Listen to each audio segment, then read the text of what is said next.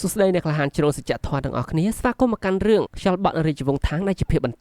កាលពីភាពមុនយើងបានឃើញហើយថាផ្ទះគ្រួសារលោកត្រូវបានគេវាយប្រហារក៏ដូចជាដុតបំផ្លាញចោលហើយលទ្ធផលនៃសាច់រឿងរបស់យើងក៏បានយើងឃើញថាផ្ទះនឹងគឺរលាយខ្លាយទៅជាផេះផង់ហើយសមាជិកគ្រួសារស្លាប់អស់ឬក៏អត់យើងមិនដឹងទេប៉ុន្តែបច្ចុប្បន្នគឺយើងសន្មតថាស្លាប់អស់សិនចោះសួរបច្ចុប្បន្នរបស់យើងកាលមកឃើញថាផ្ទះគ្រួសារសាច់ថ្លៃខ្លាយជាផេះផង់បែបនេះគឺស្រឡាំងកាំងមួយផ្លេតដែរដោយមិនជឿនឹងភ្នែករបស់ខ្លួនក៏បាននិយាយសួរស្ងាត់ៗទៅថាគ្រួសារលោកទាំងមូលស្លាប់អស់ហើយមែនទេសិស្សច្បងចឹងតុងធីងក៏បានថាយោងទៅតាមលោកជំនាញនោះថ្ងៃសែនដូនតាសមាជិកទាំងអស់គ្នាគឺជួបជុំគ្នាដូច្នេះគួរតែស្លាប់អស់ហើយដោយឆ្លើយភ្លេចគិតបែបនេះធ្វើឲ្យសិស្សប្អូននឹងគឺឈឺចាប់ខ្លាំងណាស់ក៏ចង់រត់ចូលក្នុងភ្លុកភ្លើងដើម្បីទៅជួយសង្គ្រោះប្រពន្ធរបស់ខ្លួនសិស្សច្បងក៏បានខាត់ហើយគេក៏បានថាគេមិនព្រមទេខ្លាចប្រពន្ធរបស់គេស្លាប់អីចឹងណាទៅទូប្រុសរបស់យើងក៏បានលួងលោមសិស្សប្អូនទៅថាយ៉ាងណាហ្នឹងគឺថាប្អូនថ្លៃរបស់គេនឹងជាវិជាសម្រាប់ខ្លួនមិនអាចស្លាប់ងាយៗនៅក្នុងភ្លុកភ្លើងចឹងបានឡើយហើយតាមសម្ដីលោកជឿនាងគឺមិនប្រកាសថានាងនឹងចូលរួមក្នុងពិធីនឹងផងដែរម្ល៉េះហើយសិស្សប្អូនក៏បានថាខ្ញុំធូរចិត្តហើយនិយាយទាំងយំអរគុណព្រះជាម្ចាស់អីជាដើមចឹងទៅក៏ទៅការយំសោករបស់អាគាត់នេះគឺមិនមែនអាណិតសាច់ថ្លៃអីទេពួកសាច់ថ្លៃធ្វើបាបគេដែរមកដល់ភ្លាមមកចាប់ចងចាប់អីចឹងអាណិតយំនេះគេស្ដាយប្រពន្ធរបស់គេ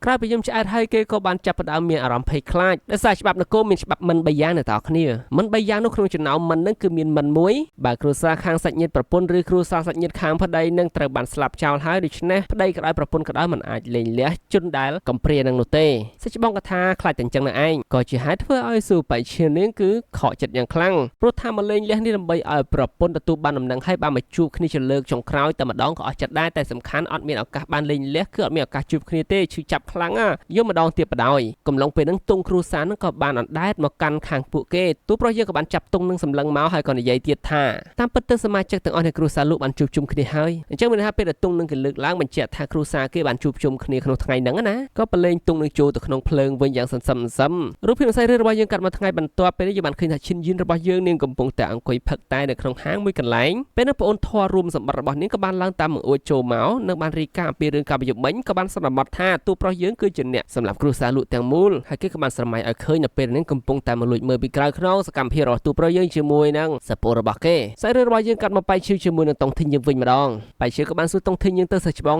យើងមិនគួរយករឿងនេះរីកាទៅរាជការទេអីសិស្សច្បងក៏បានប្រាប់ថារឿងពិភពគុណនឹងរាជការដោះស្រាយមិនចេញនោះទេសប្អូនក៏បានសួរបន្តទៀតថាយើងគួរធ្វើយ៉ាងម៉េចតែតុងធីងក៏បាននិយាយរងាប់អារម្មណ៍បែកឈឺថាសប្អូនផឹកស្រាទៅនេះជាស្រាល្អចេះមួយចេះពីររបស់ហាងមួយនឹងអីចឹងទៅផឹកទៅវាធ្វើយើងស្ងប់អារម្មណ៍បាត់ភ័យខ្លាចការបាតុងធីងបដូរប្រធានបទនិយាយឲ្យបែកឈឺក៏និយាយសួរទៀតតែស្រានេះខ្លាំងដូចជាអាស្រាបងថ្លៃបានឲ្យផឹកជុំនោះអត់ចឹងណាតុងធីងក៏បាននិយាយពីកំភឹងវិញទៅថាស្រាហ្នឹងមិនមែនជាស្រាខ្លាំងទេប៉ុន្តែគឺជាស្រាគំនុំទោះលក់ឈឺនាងខ្លាចជាភ័យហើយក៏គំនុំរបស់គេមិនរំសាយផងសិស្សប្អូនក៏បានផឹកស្រាតាមដំណើរទៅសិស្សច្បងក៏បន្តថាពេលនេះសិស្សច្បងនឹងមករៀនអំពីវិជ្ជាសម្រាប់ខ្លួនបែបធម្មតាតំណាងឲ្យលោកគ្រូដែលមិនមានជីវិតបន្តទៀតចោះជាមួយនឹងមូលដ្ឋានធម្មតាដូចជាឯងហាត់ពីប៊ីខៃក៏ចេះហើយសិស្សប្អូនសប្បាយចិត្តបន្តិចសិស្សច្បងក៏បានសួរថាមានអារម្មណ៍ល្អនៅបើមានអារម្មណ៍ល្អចាក់ស្រាជូនគ្រូសិស្សច្បងគឺតំណាងឲ្យលោកគ្រូជាងសិស្សប្អូនក៏បានចាក់ស្រាជូនសិស្សច្បងក៏បានយកស្រាផឹកសិស្សប្អូនក៏បានថាស្រានេះមិនគួរស្រោចទាំងដីសែនលោកគ្រូទេទើបប្រុសយើងក៏ថាគេចេះធ្វើឲ្យខ្លួនឯងធូរស្រាលពេលណាភ្នាក់ងារអាវលឿងក៏បានចេញមកតែម្ដងហើយក៏បានសួរទូប្រុសរបស់យើងជាមួយនឹងស៊ូបៃឈីវតើពួកគេមានអារម្មណ៍ល្អផឹកទៀតនៅពេលដែលស្ថានភាពសំខាន់បែបនេះហើយទម្លាប់បៃឈីវគឺគេចូលចិត្តយកសន្លឹកមាសឲ្យអ្នកថ្មីគាត់នោះឃើញអញ្ចឹងឲ្យតែហេបទៅហប់ចុះគាត់នឹងចូលចិត្តធ្វើការដើម្បីរលុយដែរប៉ុន្តែយ៉ាងណាក៏ដោយសិស្សច្បងរបស់គេមិនអនុញ្ញាតឲ្យសន្លឹកមាសទៅកាន់អានទឹកអាវលឿងទេតុងធីងយើងក៏បានបន្តទៀតថាយើងផឹកស្រាដើម្បីបំបត្តិការភ័យខ្លាចហើយឯងនឹងមកធ្វើអីដែរអានទឹកអាវលឿងក៏បាននិយាយអ្វីដែលគេនិយាយគឺដូចជានៅឈុតខាងនេះអញ្ចឹងខាងទូស្រីយើងសួរទៅកាន់ប្អូនស្រីរបស់គេប្អូនស្រីធွာឲ្យប្រកាសអត់ថាពួកគេជាអ្នកធ្វើមិនមែនជាចៅថៃហាងអ្នកធ្វើនោះប្អូនធွာនេះក៏បានថាតែរួចយ៉ាងម៉េចបើសិនជាសកម្មភាពរបស់ចៅថៃហាងគឺវាល្បីបាត់ទៅហើយទូស្រីរបស់យើងដោយសារតែនាងជា fan ផ្កាប់មករបស់ចឹងតុងធីងតាំងពីតូចមកហើយនាងក៏បានថានេះជារឿងធន់ធ្ងរណាស់ណាប្អូនស្រីហើយត្រូវតែប្រកាសបន្តិចប្អូនស្រីធွာនាងក៏បាននិយាយអំពីកំហឹងរបស់នាងកាលពីយប់មិញនាងថាឃើញច្បាស់ណាស់ហើយនាងក៏សម័យយើងឃើញនៅទាំងអស់គ្នាអ្វីដែលនាងឃើញគឺនឹងសន្មតតែប្រេះធម្មតាយើងឃើញហើយអាពេលដើមខៀកទូប្រុសយើងប្រឡែងទង់ជាតិវាហោះចូលលេប៉ុន្តែការរាយរាប់របស់នាងឃើញអាទូប្រុសយើងក៏វិញទង់ជាតិមកទៅហឹងចូលក្នុងភ្លើងបញ្ជាក់ពីកំហឹងអាទូប្រុសយើងគឺកំពុងតែមានចេតនាសម្រាប់គ្រួសារលោកទាំងមូលនឹងឯងក្អែកមួយខ្លាយជាក្អែក10ណាត្រឡប់មកកាន់បៃឈីវនេះក៏បានស្រែកថាយុទ្ធធនណាតុងធីងយើងក៏និយាយហេតុផលជាមួយនឹងអន្តិតអាវលឿងវិញដល់អ្នកគ្នាបើខ្ញុំចង់សម្រាប់គ្រួសារលោកចាំ បាច់យកអានទឹកនេះមកជាមួយឲ្យលំបាកធ្វើអីទៅបន្តិចឲ្យលឿនក៏បាននិយាយអំពីព័ត៌មានលម្អិតនៅក្នុងសកម្មភាពតាំងពីថ្ងៃមកហើយយើងដឹងហើយអាកាលដើមភាគ4នឹងយើងបានឃើញម្នាក់ស្រីដែលមកប្រាប់តួស្រីយើងនឹងគឺនេះជាអ្នកកត់អត្ថបទមួយនឹងនាងរសេរាយរាប់ព្រឹត្តិការណ៍ទាំងអស់នឹងអញ្ចឹងគាត់នឹងយកមកនិយាយឲ្យវិភាគព្រឹត្តិការណ៍នឹងឃើញថាតួប្រុសយើងស៊ីសង្វាក់ជាមួយនឹងការអំពើឃាតកម្មនៅក្នុងគ្រួសារលោកនឹងតែម្ដងទោះបីចឹងតុងទីរបស់យុវកាយយ៉ាងណាក៏ដោយដែរអានទឹកនឹងគឺវិភាគតាម step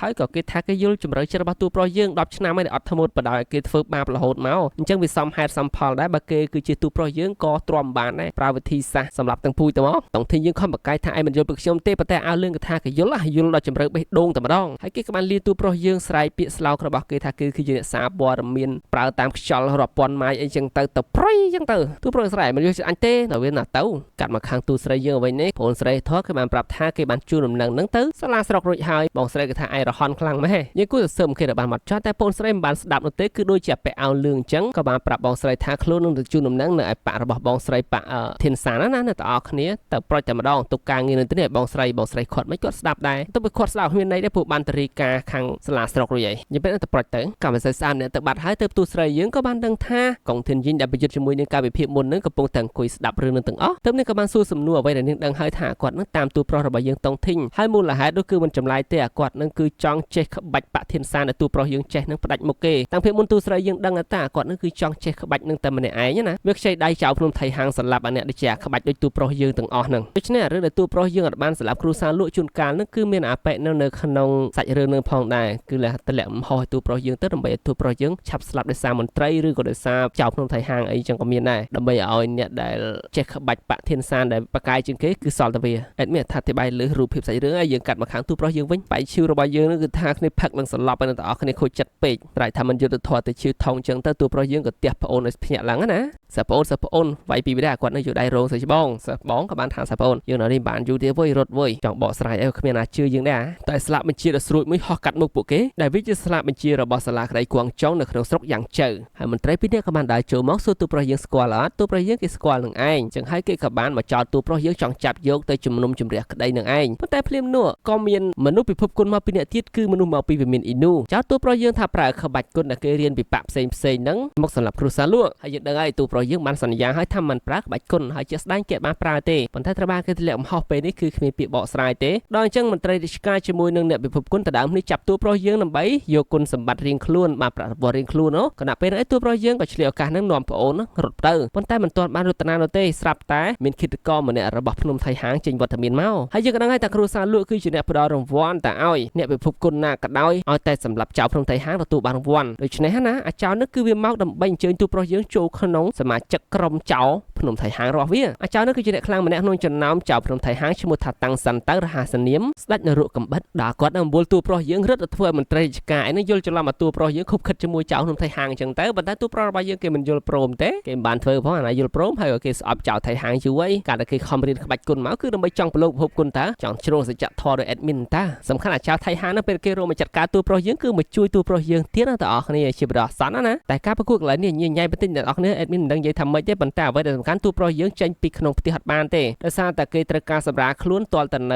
ទីលំហអានេះវានៅក្នុងបន្ទប់បិទចិត្តទោះបីគេលោតផ្លោះចេញពីអានោះក៏ពិបាកដែរតាមបង្អួចគេសម្រាលខ្លួនបានទេអត់មានខ្យល់ធាក់អញ្ចឹងទូប្រុសយើងគឺមានត្រឹមតែកិច្ចការវាយប្រហាររបស់មន្ត្រីក៏ដូចជាសមាជិកពិភពគុណពីរនាក់នោះឯងជាមួយប្រិយមិត្តអ្នកខ្លះដែលមានសួងជាពាក់កន្លែងនឹងចុះបើប្រិយមិត្តអ្នកខ្លះចង់បានឈុតវាយគ្នាអ្នកនរគ្នាអាចទៅមើលរឿងភាគចិននិយាយចិនទៅតែបើចង់មើលបែបបញ្ចូលសលេងចូលមកក្រុម admin មក VIP មួយខែ$1កន្លែងវាឈុតញ៉ៃពេកដោយសារតែ2-3ក្រុមនេះគឺប្រយុទ្ធគ្នាទៅវិញទៅមកខាងមន្ត្រីរាជការក៏វាយជាមួយនឹងអ្នកពិភពគុណទៅហើយអ្នកពិភពគុណក៏ប្រយុទ្ធជាមួយចៅហើយមន្ត្រីរាជការក៏វាយមួយចៅនឹងចុះឡើងញ៉ៃពេញនឹងអញ្ចឹង admin បកស្រាយអត់ចេញទេអ្នកនរគ្នាហើយឈុតកាត់ចុះកាត់ឡើងវាកាត់មកចេញខាងទូស្រីយើងនេះគឺដកពលឹងប្រយុទ្ធគ្នាជាមួយនឹងអានទឹកកងធានជីងម្ដងទៀតអញ្ចឹងវេទនាបញ្យលបន្តិចហើយបើសរុបលទ្ធផលយើងបានឃើញថាទូស្រីរបស់យើងប្រយុទ្ធដកពលឹងសោះក៏មិនឈ្នះអានទឹកកងធានជីងដែរតែមិនមានការប្រយុទ្ធមែនទែនទេកងធានជីងក៏បានចាក់ចេញហើយខាងទូប្រុសយើងនេះវិញគឺខាង មន្ត្រីក៏ដោយអ្នកពិភពគុណមកពីវិមានអ៊ីនូក៏ដោយក៏មិនឈ្នះអាចៅថៃហាងដែរអញ្ចឹងលទ្ធផលក្រុមសច្ចរិតទាំងពីរក៏បានដាក់មេប្រូចទៅ